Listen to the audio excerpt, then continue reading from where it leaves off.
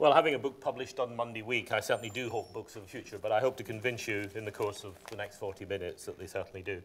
I'd like to begin with an announcement that appeared in a San Francisco newspaper in September 1998. I won't attempt an American accent. Gutenberg Technologies Incorporated announced the launch of a revolutionary new platform for information delivery for the consumer, business, scientific, and educational markets. It features an intuitive, user-friendly interface that an untrained user can master in moments. Random access and multiple entry protocols to the stored information allow copying and transfer. Search and retrieve functions are provided in opening. Memory life is guaranteed at 300 years. The interface features write-on, that's with the W technology, that allows the user to highlight or add information. Text and graphics can be interdigitated without changing programs. The device runs on existing commonly available free software, needs no power source, is environmentally friendly to EPA standards, and weighs only 16 ounces. This revolutionary new device will be called Book and is available from your neighborhood bookstore. This was, of course, a clever advertisement for a bookshop, but it reminds us that books are bewilderingly beautiful technology that we take utterly for granted. The sophisticated bringing together of the codex, that's the folded book bound into a case, sewn, which you can open at any page, together with typesetting, printing, paper making, and binding, is an almost unbelievably neat and flexible handheld device. The communications revolution that Johannes Gutenberg created in the provincial backwater of Mainz in the Rhineland over 5 centuries ago remains pervasive.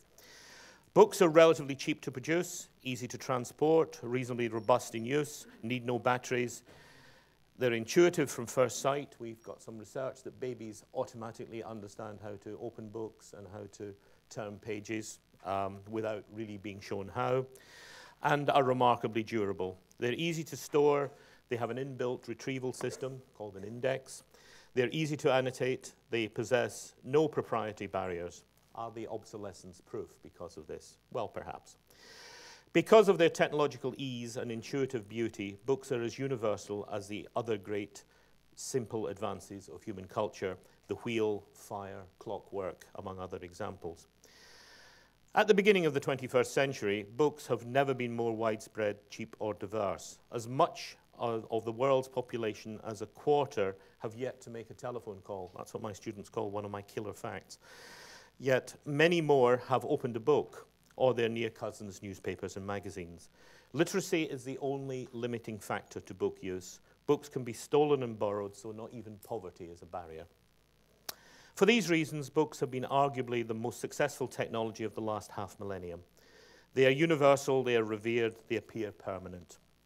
They support and sustain a major global industry that appears at the moment to be at its zenith.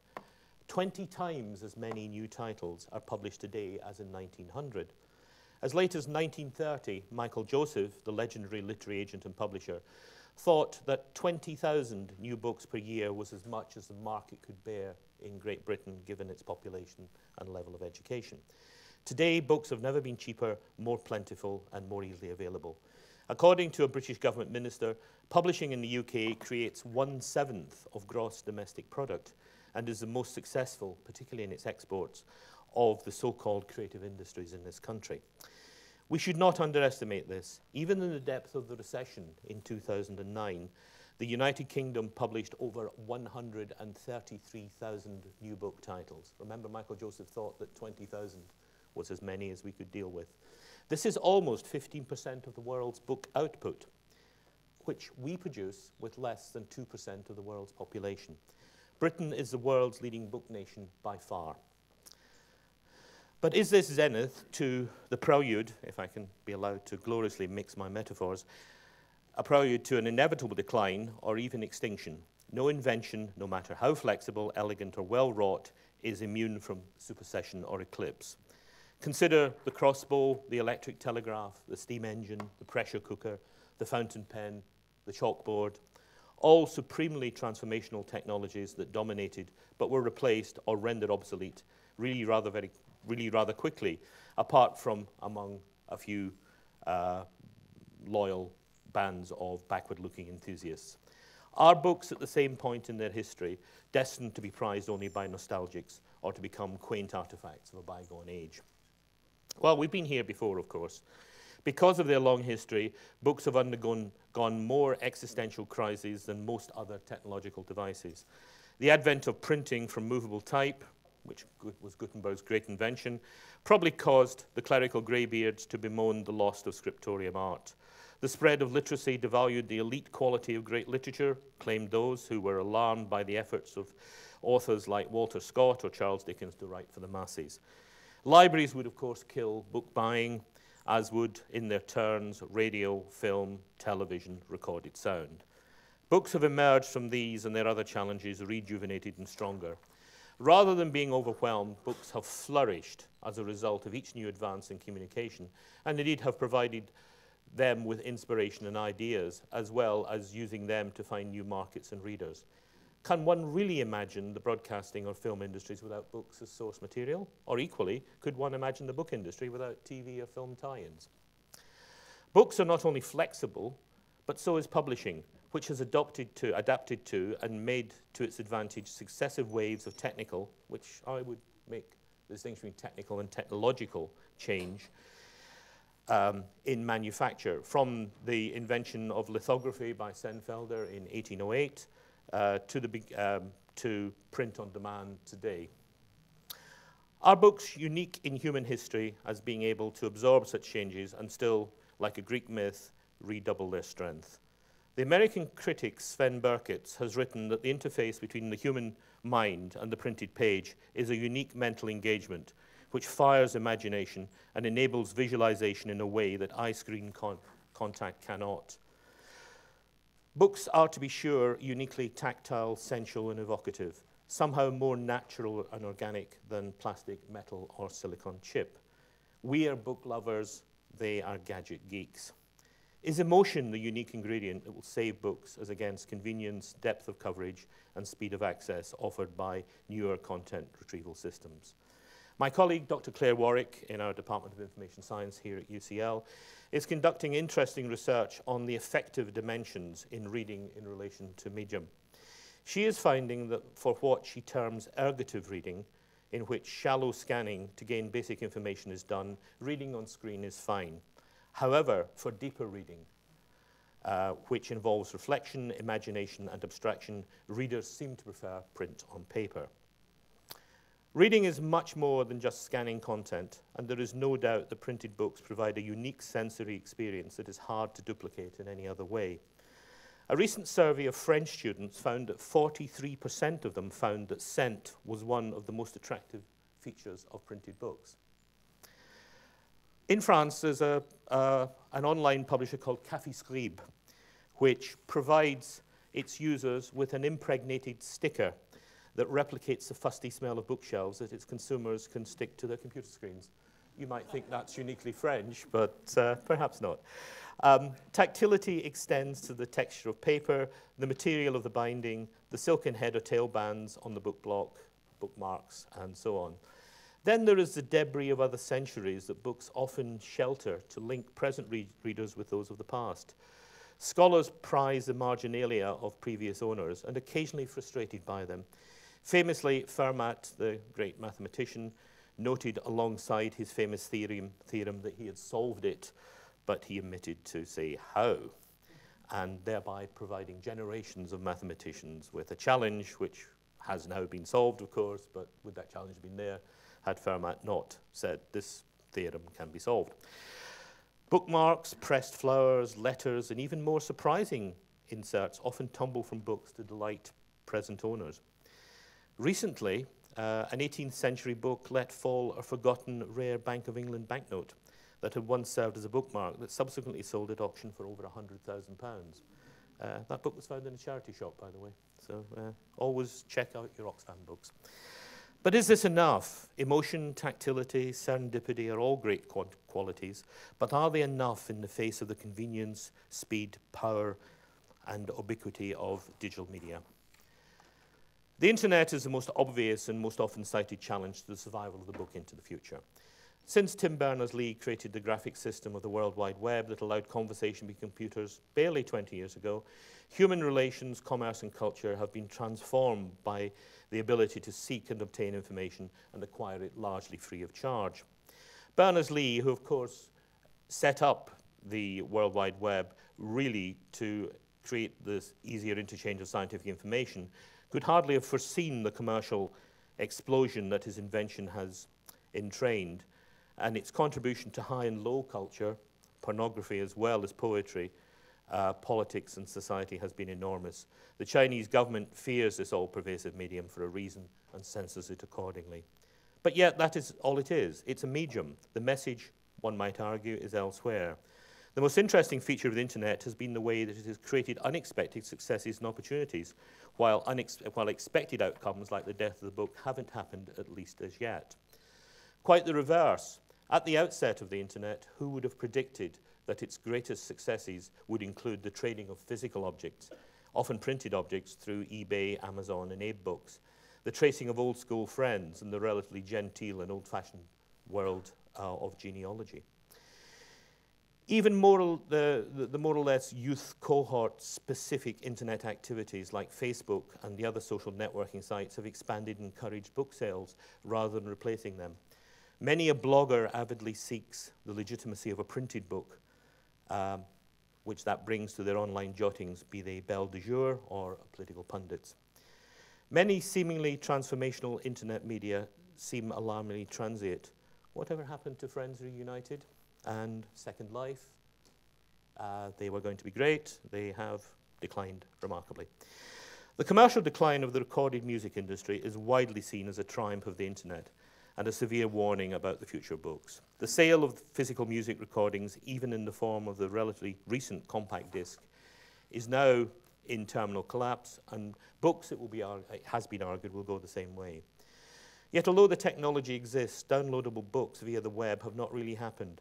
Consider Stephen King's famous experiments with his novella Riding the Bullet, downloadable from his publisher's website, and his uncompleted novel The Plant, which perhaps symbolically features a giant mutant vegetable which terrorizes a New York publishing house, which he offered to be downloaded chapter by chapter on the payment of an honor fee.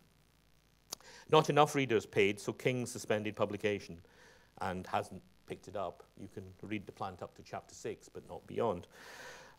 Some commentators have observed that King was making a typically mischievous point to derail internet publishing and protect print, on which his livelihood depended and his tastes inclined.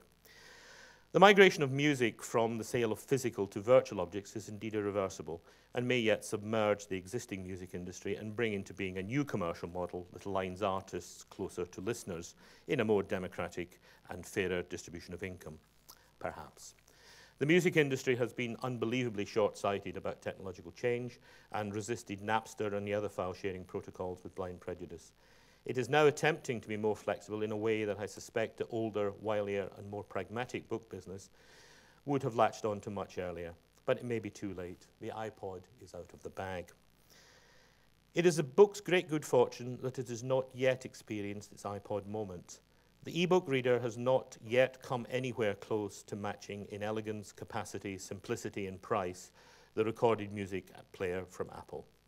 For almost a decade, the e-book breakthrough has been announced with annual regularity as heavy, clunky, difficult to read, and difficult to operate grey plastic handheld devices, I don't like them particularly, you might have gathered from that, have appeared and just as regularly disappeared from the market.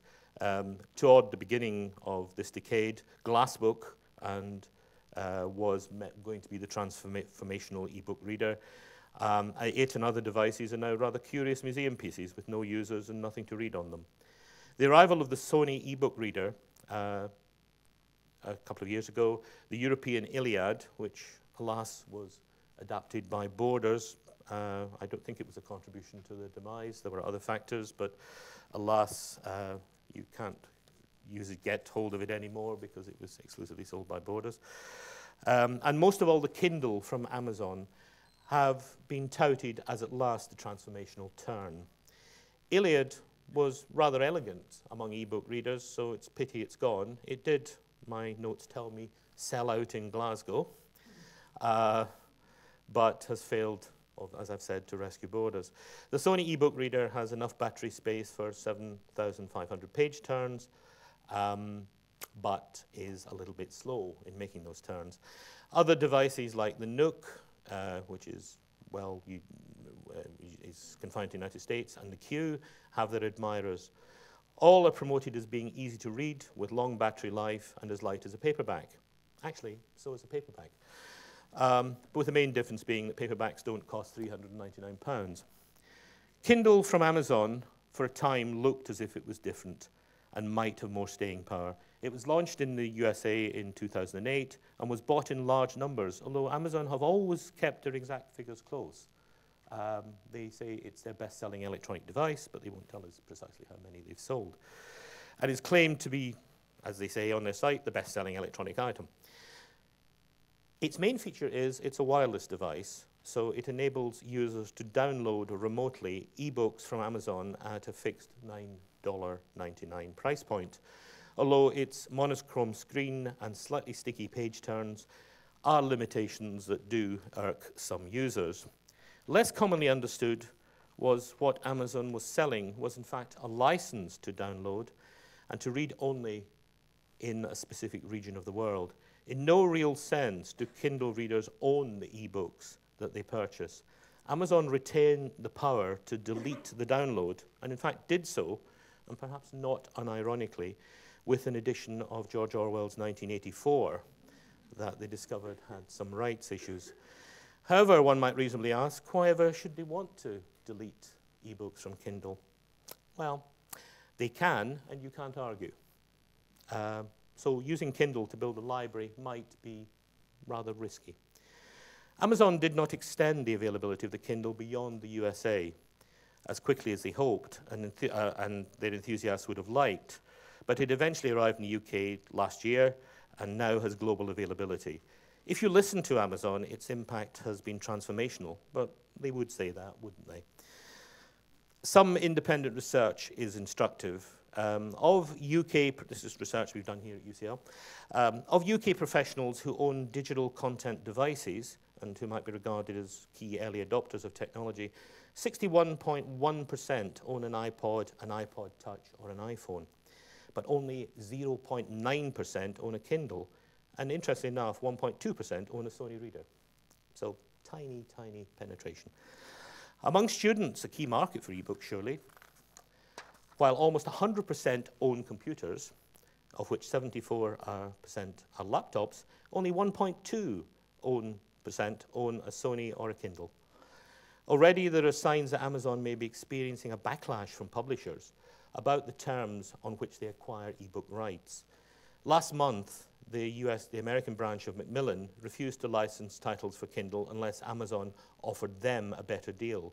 Amazon controversially retained 70% of the download fee and they fixed the price. Initially, Amazon declined and rather crassly removed all Macmillan books, that's printed books, from their website. And remember still that the bulk of Amazon's business is selling paper books rather than ebooks. After a flurry of negotiation, they backed down and reached what was described as an amicable solution. I think it was amicable through gritted teeth. However, the spell of Amazon's legendary ability to dictate terms had been broken. Other publishers, previously fearful of Amazon's clout, piled in, and the business model that underpins the Amazon ebook download is now under considerable challenge. And other wireless devices are also beginning to appear. Only last week, Foyles, who are our most innovative independent bookseller, introduced a device they called the Neo, which not only can download wirelessly, but also has a web browser, which Kindle does not have. It's also considerably cheaper than Kindle and is not tied to one source of ebooks. You can download from several publishers' sites. So don't all rush down to Charing Cross Road. But then, right on cue, arrived a device that may be the truly transformational device and could eclipse the rather bumpy history of ebook readers thus far. In January this year, Steve Jobs unveiled the long-awaited Apple device, the rather disappointingly and unimaginably named iPad. It's slim, it's elegant, it's well-designed. We expect all of this from Apple. It is a high-resolution color screen, and it is without doubt the best ebook reader yet marketed.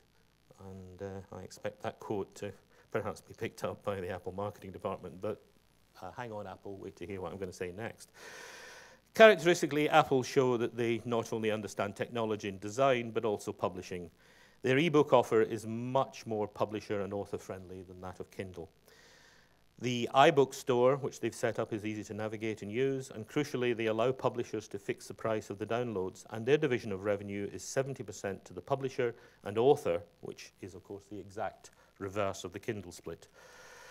iPad will not be available here until next month, and we don't actually know how much it's going to cost in this country yet, but it is likely to be considerably more expensive than Kindle, but it must be causing Amazon strategists to reconsider their plan, to say the least. The agency model adopted by Apple is winning support among authors and publishers. Time will tell whether the new crop of e-readers will provide the iPod moment for books. Many previous e-book readers were all about the technology of the devices. They were fantastic bits of kit, but they had nothing to read on them. Beautiful but vacuous. Now they're being developed by booksellers or technology companies who understand content, with lots to download and read. In this area, at least, the dire warning of the music business has been learned. Devices are not only technical objects easy to supersede and replace with the ever more elegant, lighter and cheaper readers, but if you control the channels to the readers, you're relatively obsolescence-proof. This is, in fact, what publishers have known for centuries, but there may be a subtle shift of power in the balance between publishers and distributors.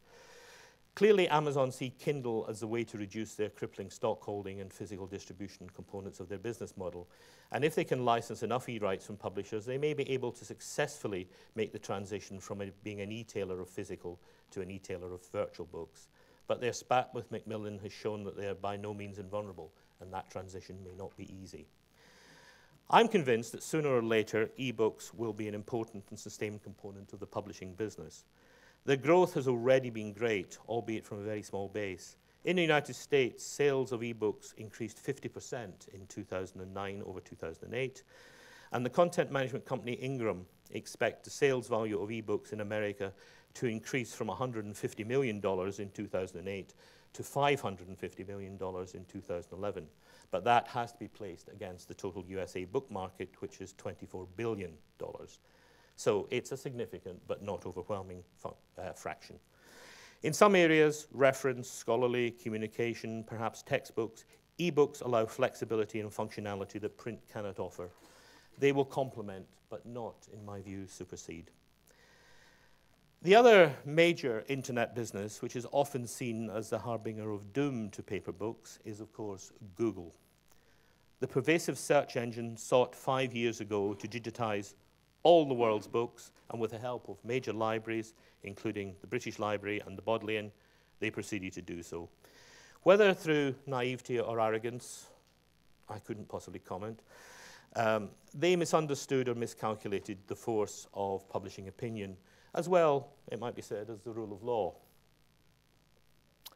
And they found themselves at the end of unfavorable publicity and a multi-million-dollar lawsuit from the Association of American Publishers and the American Authors Guild, which is currently being resolved in a rather uneasy settlement. The settlement is subject to an appeal in the American courts at the moment as we speak. Google Print, as it was initially called, and then, interesting enough, changed to Google Book Search, in a rather cosmetic renaming device, confines itself at the moment to out-of-copyright titles and copyright titles from publishers with whom it has negotiated rights deals, like Cambridge University Press. Nevertheless, Google clearly wishes to digitize and sell all those books which remain in copyright but are out of print, something that is like 7 million titles. Google Book Search is undoubtedly useful to historians and scholars, and many obscure and unique sources are now open to study at the touch of a mouse. But will it replace books and the synergy that researchers experience when balancing a pile of historical volumes and making unsuspected connections when opening them together? Google can be seen to be actually celebrating books, or so it says, rather than destroying them, but there must be concerns about its monopolistic position in the field. Curiously, that monopoly is an unintended consequence of the publishers and authors' lawsuit against Google.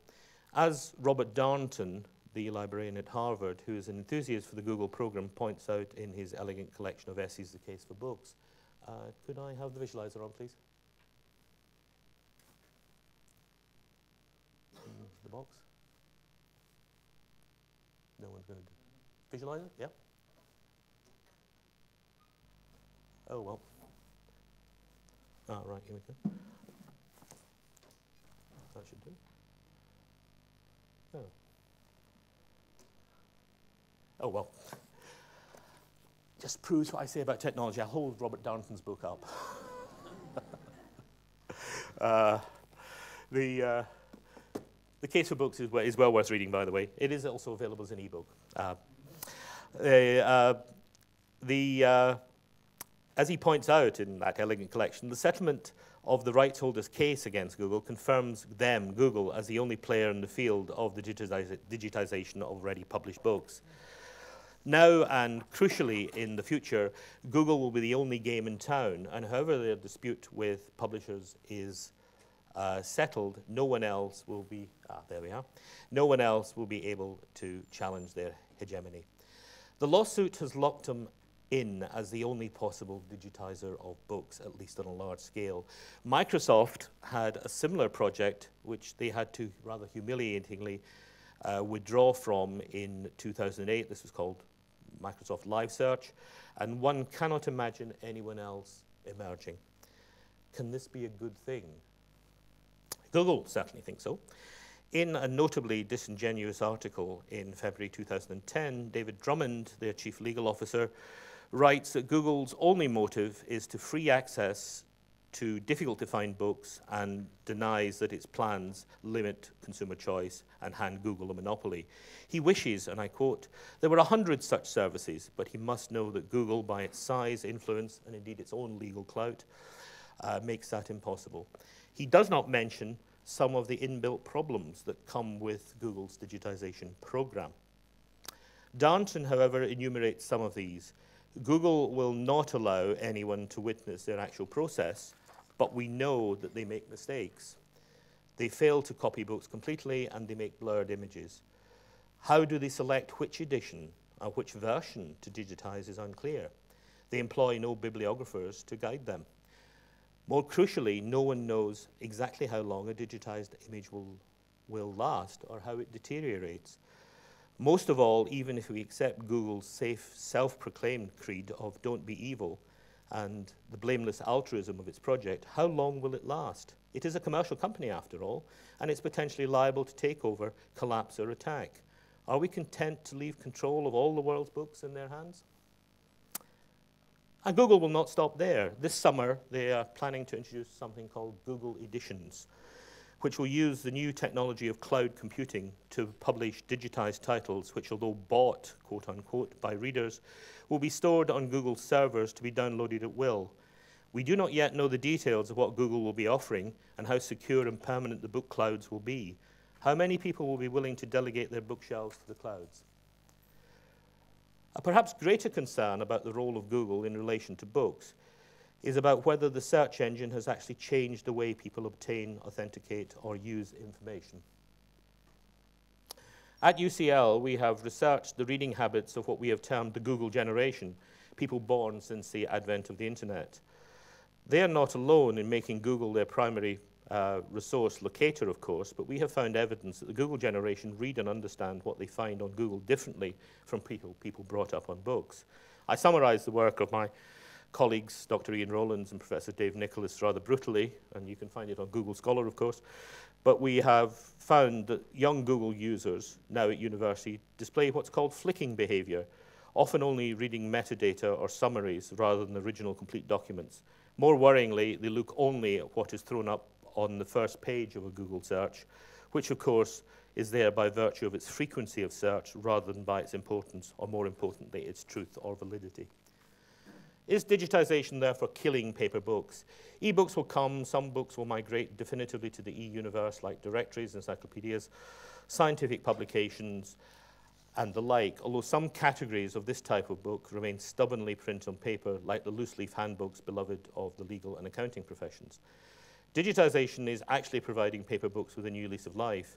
The print-on-demand e-book kiosk, which was envisaged by the veteran Random House publisher Jason Epstein, is now a technical reality and allows a book to be printed to customer order at the rate of 40 pages per minute and bound in a full-colour paper cover. Cambridge University Press have over 10,000 titles available this way, and Blackwell's, the bookseller, installed in 2008 in the Charing Cross Road branch the first commercial book espresso machine to produce print-on-demand books. They currently have the sole European license for this, but it's been very successful for them, and they will doubtless install more. Interestingly, an unexpected and significant market for espresso books have been amateur authors who have written memoirs or highly specialized enthusiast books where they want only a few copies for families and friends. Ironically, I believe the greatest challenge to the future of printed books may come not from the internet or digital delivery, but from the unexpected quarter of environmental concern.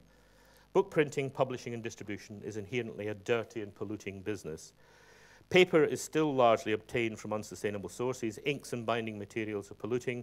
Storage and distribution are energy intensive and wasteful. And the dubious publishing practice of sea-safe returns and pulping of unsold books are environmental affronts. Books are paradoxically in the forefront of raising environmental awareness, but are also major contributions to environmental damage, including global warming. Digital developments such as distributed printing, which eliminates costly and high-carbon air freighting, is one way in which books' malign environmental impact may be alleviated. If books are to survive, then their environmental consequences need to be addressed. Prediction, of course, is a risky business. Publishing is littered with alternatives to the book that have not lasted. In 1985, I was the publisher of one of the first commercial CD-ROMs, the New Palgrave Encyclopedia of Economics, which is now already an outmoded format. The CDs are no longer available, but the books derived from its database continue to sell and prosper. If I'm to stick my neck out, I would predict that books will always stand alongside other publication modes, but the future will allow a much wider range of delivery alternatives for content, including some of those I have described and others as yet unimagined. A number of questions do, however, need to be urgently clarified. No one knows how long digital formats will last, as I've said. Books have an indefinite shelf life if properly stored, but in a century, digital stores may be unreadable. Famously, the 1960 United States Census, which was one of the first major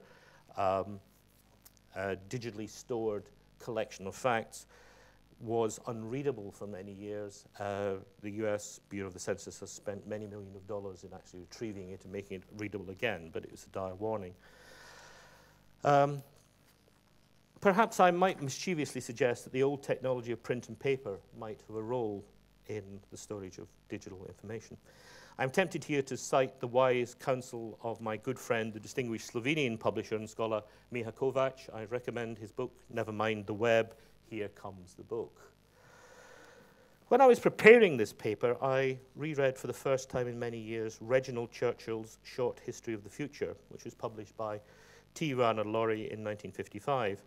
In that book, he attempted to synthesize the visions of the future written by writers as diverse as H.G. Wells, Aldous Huxley, George Orwell, of course, and a host of other less well-known literary soothsayers. It's striking how large a role books play in the worlds imagined to come, from the ignored volumes in the libraries of Wells' Eloy to the eternally rewritten histories of 1984. Then it was impossible to imagine a world without books in the future. Perhaps it's less so now, although I would contend that it is still impossible to imagine a world without publishing. Whatever form the delivery mechanism takes, the flexible, creative, endlessly innovative, and dynamic facilitator of communication between author and reader will find a role and a reason. So, to conclude, do books have a future, or have they reached the end of their shelf life? In 10 years' time, will our personal and public libraries be locked in digital clouds, stage managed by Google, or whoever succeeds them? Will you be taking your iPads to read in bed or in the bath? If you do, make sure you don't drop them. Will teachers be giving their Year 6 students expensive and highly breakable Kindles? Do you actually imagine that? Can you imagine what a class of Year 6s would do with a £299 Kindle? What will happen in the power outages that some think are inevitable in a climatically changed future? All you need to read a paperback is daylight, a comfy chair, and reasonable eyesight. What do you think? Thank you.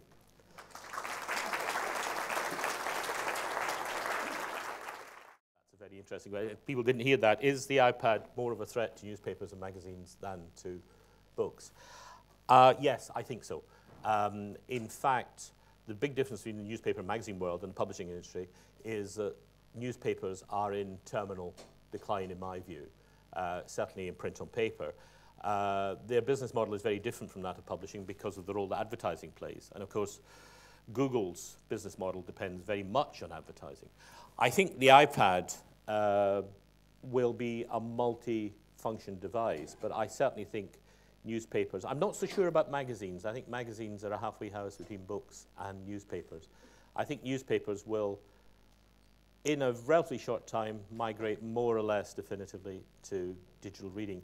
How we actually pay for newspapers is another issue. In my class this morning, we made the interesting discovery that most book extracts and newspapers are now putting on their websites rather than on their printed pages. But there is no model for them to obtain payment for that, and that is quite a serious issue.